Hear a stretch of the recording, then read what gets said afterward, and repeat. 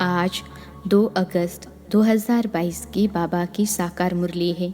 मुरली के महावाक्य हैं, मीठे बच्चे पढ़ाई का सिमरन करते रहो तो कभी भी किसी बात में मूंझेंगे नहीं। सदा नशा रहे कि हमें पढ़ाने वाला स्वयं निराकार भगवान है। प्रश्न है, इस ज्ञान रत्नों का अविनाशी नशा किन बच्चों को रह सकता है? उत्तर है, जो गरीब बच्चे हैं। गरीब बच्चे ही बाप द्वारा पद्मा पदम पति बनते हैं। वह माला में पिरो सकते हैं। साहूकारों को तो अपने विनाशी धन का नशा रहता है। बाबा को इस समय करोड़पति बच्चे नहीं चाहिए। गरीब बच्चों की पाई पाई से ही स्वर्ग की स्थापना होती है, क्योंकि गरीबों को ही साहूकार बनना है। गीत है, इस पाप की दुनिया से ओम शांति। मीठे मीठे बाप दादा के बच्चे जानते हैं कि हम अभी ऐसी जगह में चल रहे हैं जहाँ दुख का नाम निशान ही नहीं, जिसका नाम ही है सुखधाम। हम उस सुखधाम व स्वर्ग के मालिक थे। सुखधाम में तो सतयुग ही था, देवी देवताओं का राज्य था। अभी जो तुम ब्राह्मण बने हो तो तुम हो ब्रह्मा मुख वंशावली। तुम लिखते भी हो शिव बाबा केयर ऑफ ब्रह्मा कुमारीज। यह भी तुम अभी जानते हो। बरोबर हमारी चढ़ती कला है। चढ़ती कला और उतरती कला को तुम बच्चों ने अच्छी रीति समझा है। तुम यह भी समझते हो, भारत जब चढ़ती कला में था तब उन्हों को देवी देवता कहते थे। अभी उतरती कला में है, इसलिए उन्हें देवी देवता कह नहीं सकते। अभी अपने को मनुष्य समझते हैं। मंदिरों में जाकर देवी देवताओं के आगे माथा टेकते हैं। समझते हैं यह होकर गए हैं। कब, यह नहीं जानते। तुम किसको भी समझा सकते हो। क्राइस्ट से 3000 वर्ष पहले भारत स्वर्ग था। तुम बच्चे समझ गए हो कि चक्र को अब फिरना ही है। पति दुनिया को पावन बनना ही है। अभी तुम बच्चों की बुद्धि में है। हम बाप द्वारा मनुष्य से देवता बन रहे हैं। बाप पढ़ाते हैं, यह नशा चढ़ना चाहिए ना। गाया भी हुआ है भगवानुवाच, मैं तुमको राजयोग सिखलाता हूँ। सिर्फ यह भूल कर दी है जो बाप के बदले बच्चे का नाम डाल दिया है। इस भूल को भी तुम बच्चे ही समझते हो और कोई समझते नहीं। अभी तुम बच्चों की बुद्धि में आया है कि हम फिर से अपने शांति धाम से सुख धाम जाने के लिए पावन बन रहे हैं। गाते भी हैं, पतित पावन आओ।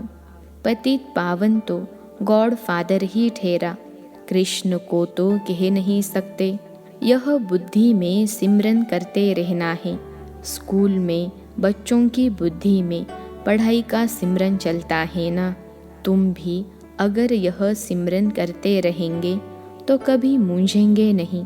जानते हो, अब हमारी चढ़ती कला है।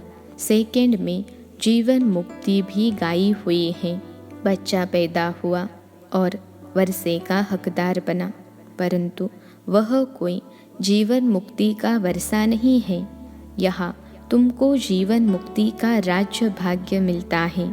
बाप से मिलना भी ज़रूर है, यह भी जानते हो। बेहद के बाप से भारत को बेहद का वर्षा मिला था, अब फिर मिलना है। अब तुम श्रीमत पर चलकर वर्षा पा रहे हो। भक्ति मार्ग में किसी न किसी को याद ही करते रहते हैं। चित्र भी सबके मौजूद हैं, पूजे जाते हैं ना। यह भी राज बाप ने समझाया है। इन बातों में कोटों में कोई तो अच्छी रीति समझेंगे और निश्चय करेंगे, फिर कोई संशय उठाएंगे। कोई को संशय न आए, इसलिए पहले संबंध की बात समझानी है। गीता में भी है ना, अर्जुन को भगवान ने बैठ समझाया, अब घोड़े गाड़ी में बैठ राजयोग सिखावे, यह तो हो नहीं सकता। ऐसे थोड़े ही बैठ राजयोग सिखाएंगे, अब यह तो झूठ हो गया। दिखाते हैं विष्णु की नाभि से ब्रह्मा निकला और फिर ब्रह्मा के हाथ में शास्त्र दे दिए हैं। सूक्ष्म वतन में तो हो न सकें तो यहाँ ही सार समझाएंगे ना। ऐसे ऐसे चित्रों पर तुम समझा सकते हो। प्रदर्शनी में भी यह चित्र काम में आएंगे ज़रूर। सूक्ष्म वतन की तो बात ही नहीं, ब्रह्मा मुख द्वारा किसको समझावे, वहाँ तो है ही ब्रह्मा विष्णु शंकर, तो शास्त्रों का सार किसको समझावे। तुम जानते हो यह सब भक्ति मार्ग के कर्म कांड हैं। सतयुग त्रेता में यह भक्ति मार्ग तो हो नहीं सकता, वहाँ है ही देवताओं की राजधानी, भक्ति कहाँ से आ सकती। यह भक्ति तो बाद में होती है। तुम बच्चे जानते हो निश्चय बुद्धि ही विजयी होते हैं। बाप में निश्चय रखेंगे तो ज़रूर बादशाही मिलेगी। बाप बैठ समझाते हैं, मैं स्वर्ग की स्थापना करने वाला, पतितों को पावन बनाने वाला हूँ। शिव को कभी गोरा सावरा नहीं कहेंगे, कृष्ण को ही श्याम सुंदर कहते हैं। यह भी बच्चे समझते हैं। शिव तो चक्र में आता नहीं है, उनको गोरा व सावरा दिखा न सकें। बाप समझाते हैं, तुम बच्चों की अब चढ़ती कला है, सावरे से गोरा बनना है। भारत गोरा था, अब काला क्यों बन गया है। काम चिता पर बैठने से। यह भी गायन है, सागर के बच्चों को काम ने जलाए भस्म कर दिया। अब बाप तुम्हें ज्ञान चिता पर बिठाते हैं, तुम्हारे ऊपर ज्ञान की वर्षा होती है। यह भी समझते हो यह एक ही सत का संग है। परमपिता परमात्मा जो स्वर्ग की स्थापना करने वाला है, उनको अमरनाथ भी कहते हैं। तो ज़रूर यहाँ बच्चों को बैठ समझाएंगे ना। पहाड़ पर सिर्फ एक पार्वती को बैठ सुनाएंगे क्या। उनको तो सारी पति दुनिया को पावन बनाना है। एक की तो बात नहीं है, तुम जानते हो हम ही पावन दुनिया के मालिक थे, फिर हम ही बनेंगे। झाड़ के ऊपर भी समझाया है कि पिछाड़ी में भी छोटी छोटी टालियाँ निकलती हैं। यह सब हैं छोटे छोटे मठ पंथ।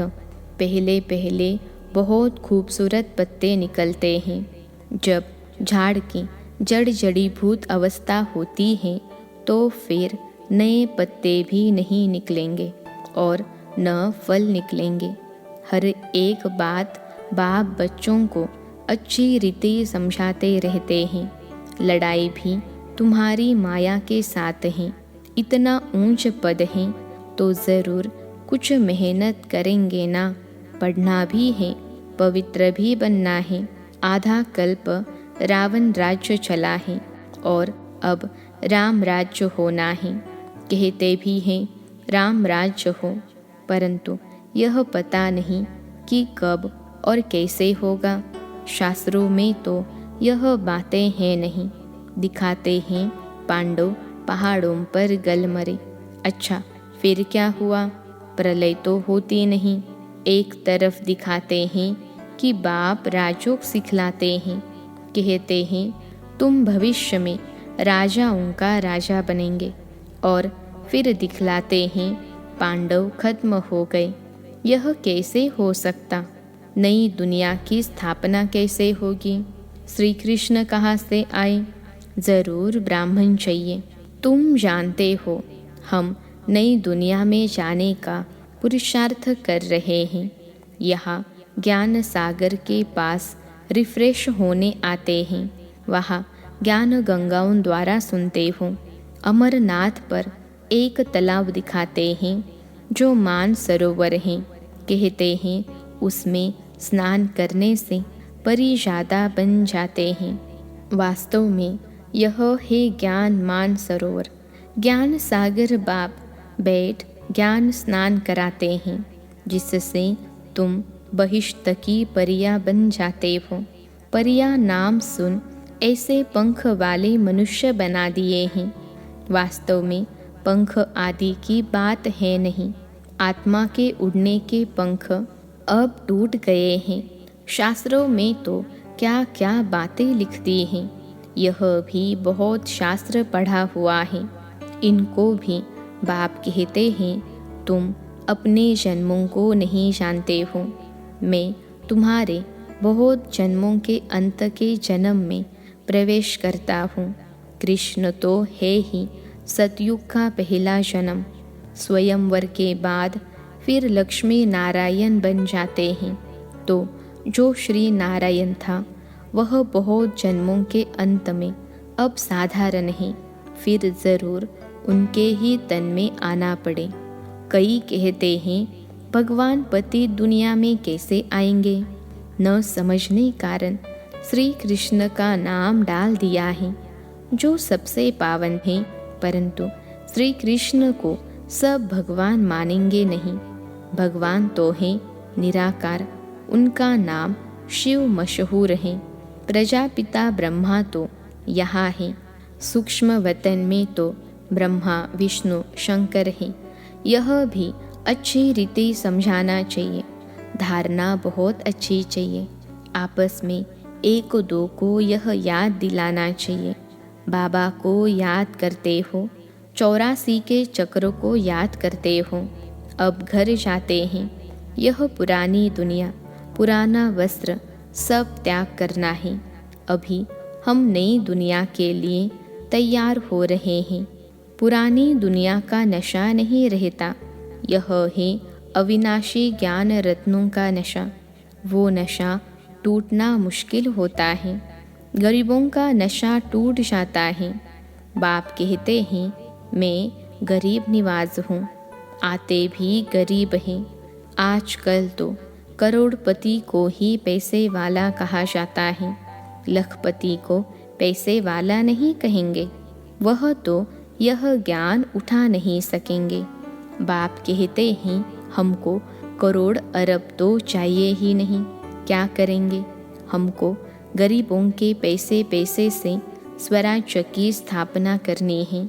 हम पक्का व्यापारी भी है। ऐसे थोड़े ही फालतू लेंगे जो फिर देना पड़े। तुम्हारा मट्टा सट्टा है, इसलिए भोलानाथ कहा जाता है। गरीब से गरीब ही माला में पिरोए जाते हैं। सारा मदार पुरुषार्थ पर है। इसमें पैसे की बात नहीं। पढ़ाई की बात में गरीब अच्छा ध्यान देंगे। पढ़ाई तो एक है ना। गरीब अच्छा पढ़ेंगे, क्योंकि साहूकारों को तो पैसे का नशा रहता है। तुम बच्चे जानते हो, हम स्वर्ग के मालिक थे, अब कंगाल हैं। अब बाप आया है। 84 का चक्र तो ज़रूर लगना है। पुनर्जन्म भी सिद्ध करेंगे। तुम सिखिलते बच्चे ही 84 के चक्र में आते हो, यह भी तुम जानते हो और कोई को पता नहीं है। तुम जानते हो चक्र पूरा होता है। अब घर वापिस जाना है। पढ़ाई को दोहराना है। चित्र रखा होगा तो देखकर चक्र याद आएगा। गीत भी कोई कोई बहुत अच्छे हैं, सुनने से नशा चढ़ता है। तुम अब शिव बाबा के बने हो। वर्षा तुमको अब निराकार से मिल रहा है साकार द्वारा। निराकार कैसे दे जब तक साकार में न आए? तो कहते हैं, मैं इनके बहुत जन्मों के अंत में प्रवेश करता हूँ। प्रजापिता भी यहाँ चाहिए ज़रूर। ब्रह्मा का नाम मशहूर है। ब्रह्मा मुख वंशावली। बच्चों को बाजोली भी समझाई है। हम अभी ब्राह्मण हैं, फिर देवता बनेंगे। चोटी देखने में आती है, ऊपर में ही शिव बाबा स्टार। कितना सूक्ष्म है, इतना बड़ा लिंग नहीं है। यह तो पूजा के लिए बनाया है। रुद्र यज्ञ रचते हैं, तो एक बड़ा शिवलिंग और छोटे छोटे शालिग्राम बनाते हैं। साहूकार लोग बहुत बनाते हैं। यह सब भक्ति मार्ग में शुरू होता है द्वापर से। पहले होती हैं 16 कलाएं, फिर 14 कलाएं, फिर कलाएं कम होते होते अभी कोई कला नहीं रही है। यह बाप बेट समझाते हैं। बाप और कोई तकलीफ नहीं देते हैं। नोट करते जाओ, पतियों के पति को कितना टाइम याद किया। अव्यभिचारी सगाई चाहिए ना, मित्र संबंधी आदि सब भूल जाए। एक से ही प्रीत रखनी है। इस विषय सागर से क्षीर सागर में जाना है। आत्माओं की बैठक तो ब्रह्म तत्व में है। क्षीर सागर में विष्णु को दिखाते हैं। विष्णु और ब्रह्मा द्वारा तुमको समझाते हैं। फिर तुम विष्णुपुरी क्षीर सागर में चले जाते हो। अब बाप कहते हैं मामे कम याद करो और कोई तकलीफ नहीं देते हैं। सिर्फ कहते हैं हे आत्माएं मुझे याद करो। मैंने तुमको पार्ट बजाने भेजा था, तुमको याद दिलाते हैं। नंगे यानी अशरीरी आए थे। पहले पहले तुम देवता बन स्वर्ग में आए। भगवान जब सबका बाप है तो सबको स्वर्ग में आना चाहिए ना, परंतु सब धर्म तो आ नहीं सकते। 84 जन्म देवताओं ने ही लिए हैं, उन्हों को ही आना है। यह सब बातें तुम्हारे सिवाय और कोई जान न सके। अच्छी बुद्धि वाले ही धारणा करेंगे। थोड़ा समय है, सिर्फ अपने आप को आत्मा समझो। हम एक शरीर छोड़ दूसरा लेता हूँ।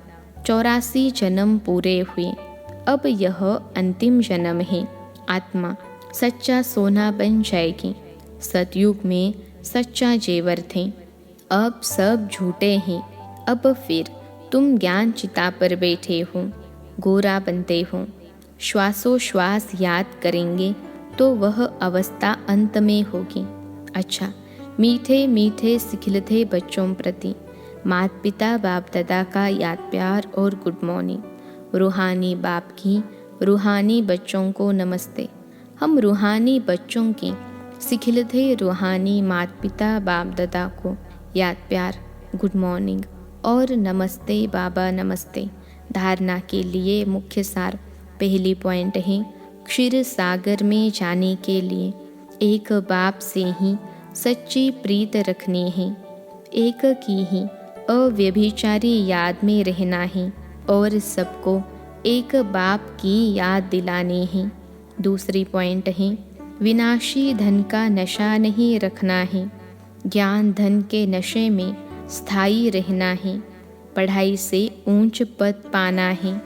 पढ़ाई से ऊंच पद पाना है। आज का वरदान है बाप की मदद द्वारा उमंग उत्साह और अथकपन का अनुभव करने वाले कर्म योगी भव। बाप की मदद द्वारा उमंग उत्साह और अथकपन का अनुभव करने वाले कर्म योगी भव। विश्लेषण है कर्म योगी बच्चों को कर्म में बाप का साथ होने के कारण एक्स्ट्रा मदद मिलती है। कोई भी काम भल कितना भी मुश्किल हो, लेकिन बाप की मदद उमंग उत्साह हिम्मत और अथकपन की शक्ति देने वाली है। जिस कार्य में उमंग उत्साह होता है वह सफल अवश्य होता है। बाप अपने हाथ से काम नहीं करते, लेकिन मदद देने का काम ज़रूर करते हैं। तो आप और बाप ऐसी कर्मयोगी स्थिति है तो कभी भी थकावट फील नहीं होगी। आज का स्लोगन है मेरे में ही आकर्षण होती है, इसलिए मेरे को तेरे में परिवर्तन करो। मेरे में ही आकर्षण होती है, इसलिए मेरे को तेरे में परिवर्तन करो। अच्छा, ओम शांति।